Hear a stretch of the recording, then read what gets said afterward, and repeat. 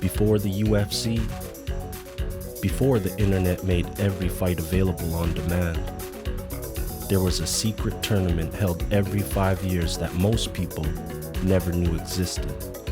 Hidden deep inside Hong Kong, by invite only, the best fighters from all over the world. Bloodsport didn't just feel like a movie, it felt like a rite of passage. When you saw it, you knew you had watched a piece of film that would never die. Frank goes AWOL, hits the showers, and disappears. Captain? The army sends 2 agents, Helmer and Rollins, to bring him back.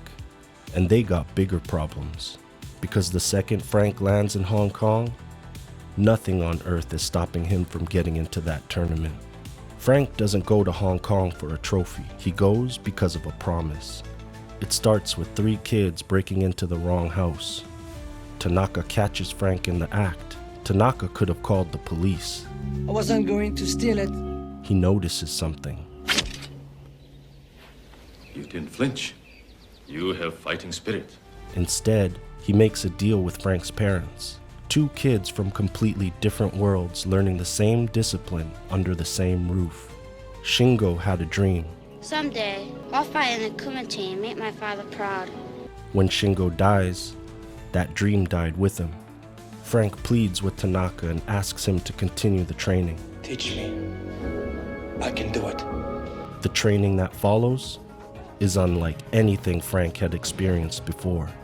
The blindfold work, the fish catching, the splits. Every drill designed to sharpen something beyond just physical ability. By the time Frank has finished his training, you understand what Tanaka was actually building. The kumate is Frank's way of honoring all of it. All of it was to make them proud. Before Frank leaves, he visits the Tanaka family one last time. Senzo Tanaka is dying. This is the moment Frank makes his promise. I'm going to Hong Kong. To compete in the kumite and honor everything for his shidoshi. And then there's Ray Jackson. Loud, funny, a friendly soul if you're on his good side. In a tournament full of serious disciplines, Ray is the outcast. Hey, you better stop doing that stuff. You might want to have kids one of these days. No flag, no tradition, no master. Just a guy who showed up because fighting is the one thing he's good at. 2 guys who probably shouldn't get along, and yet they become brothers almost instantly.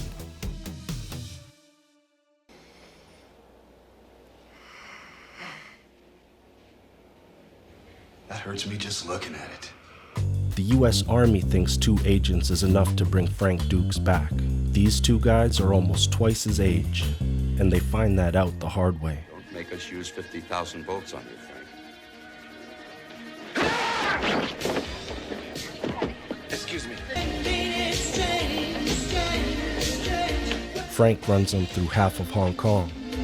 The streets, the boats, and every shortcut they didn't know existed. By the time it's over, the only thing they caught was Frank waving by.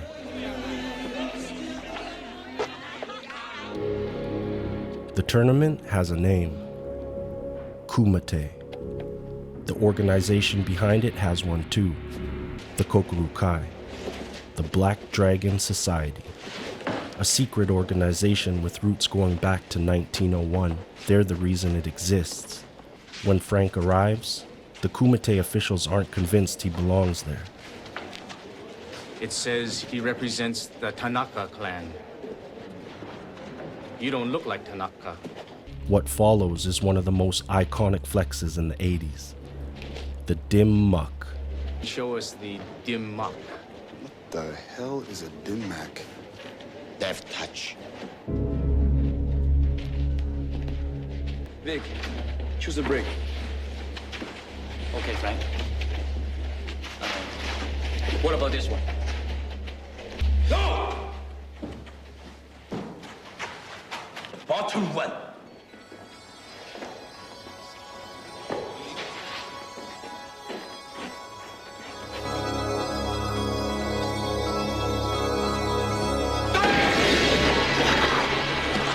Once he proves the lineage, everybody in that room is clocking him, including Chong Li.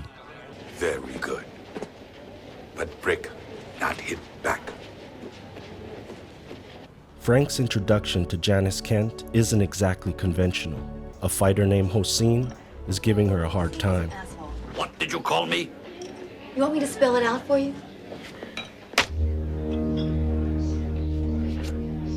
Frank steps in and proposes a wager. You gamble. What is bet? You hold this. If I can grab it before you close your hand, I get the girl.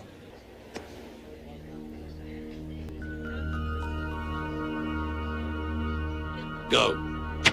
Ha! You lose, American asshole.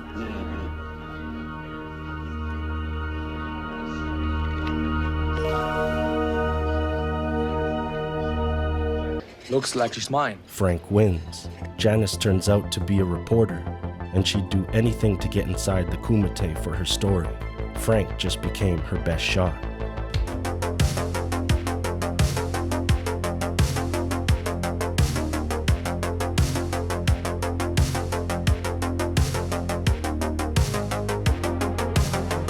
The Kumite doesn't ease you in. Day one, and the mat has already welcomed the best fighters on the planet. Different countries, different disciplines. Every style convinced it's the one that reigns supreme.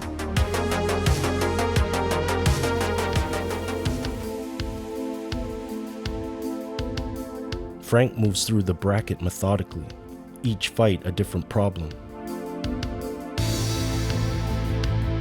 Each opponent a different kind of danger.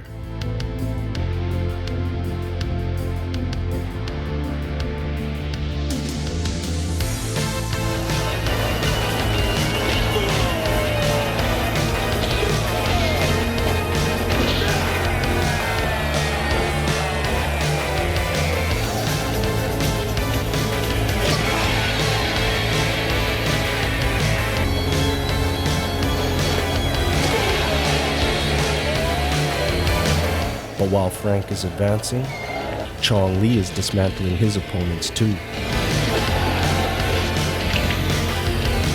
Round after round, opponent after opponent, almost effortlessly.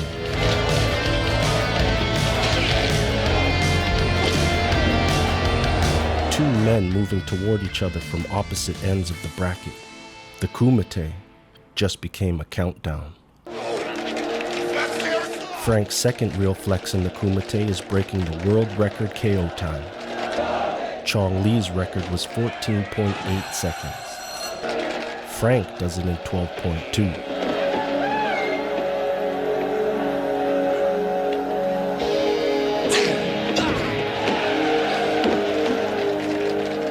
That number crosses the room.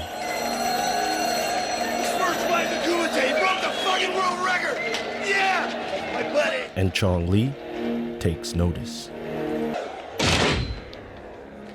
Time to separate the men from the boys. Every monster needs a moment that proves what it is. Ray goes in sure of himself. And for a second, it actually looked like he had it.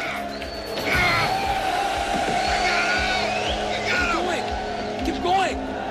But stupidly, he didn't finish him when he had the chance. Chong Li doesn't forgive mistakes like that.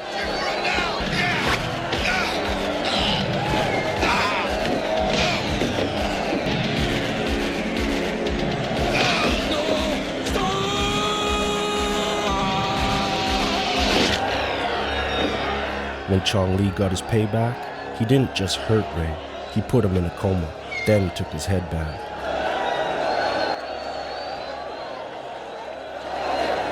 As if Frank needed any more motivation.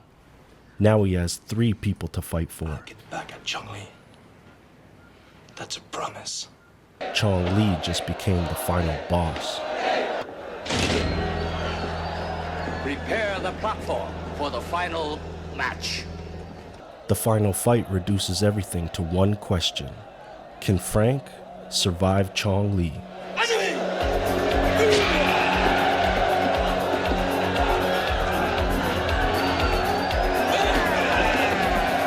Early on, it's looking good for Dukes.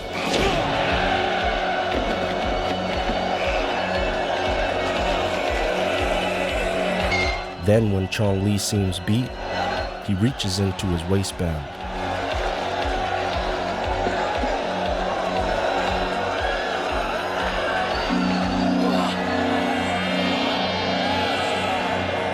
Frank goes blind.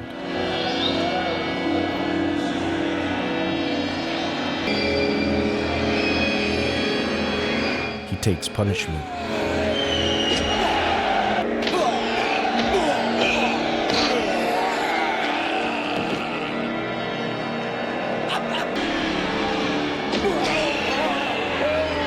The crowd assumes it's over.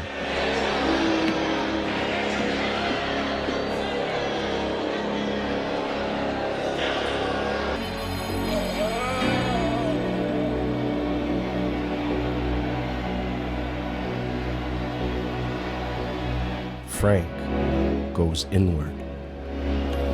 The blindfold work Tanaka put him through surfaces here.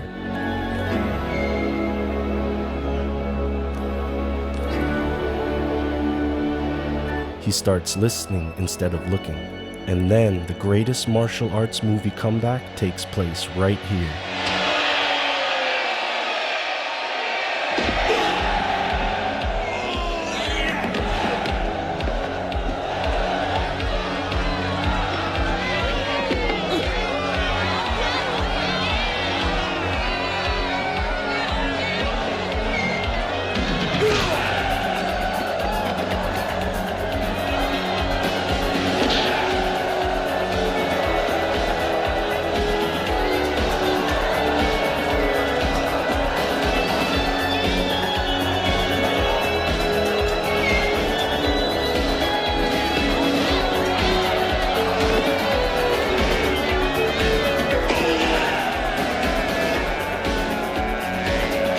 The split kicks.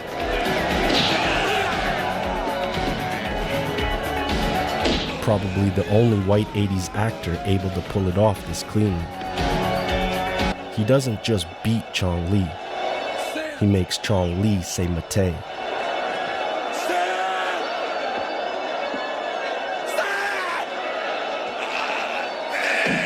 Submission.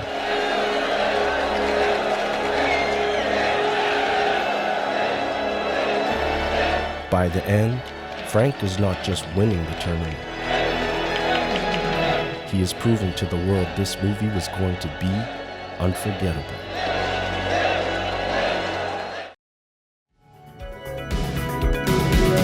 Bloodsport set the standard for every martial arts tournament film that came after it, and what it did better than anything else in its genre was make you desperately want the hero to win. Frank Dukes, played by Jean-Claude Van Damme, was that guy. A fighter with a mission, a code, and a promise to keep. And Van Damme delivered it in a way that has never quite been replicated. We'll see more tournament films, more final bosses, more comeback moments. But a film that grabs you this completely, that's a rare thing. And personally, I don't know if we will ever see it quite like this, ever again. Scene decoded, cipher cracked. Who's next? Subscribe and stay locked in.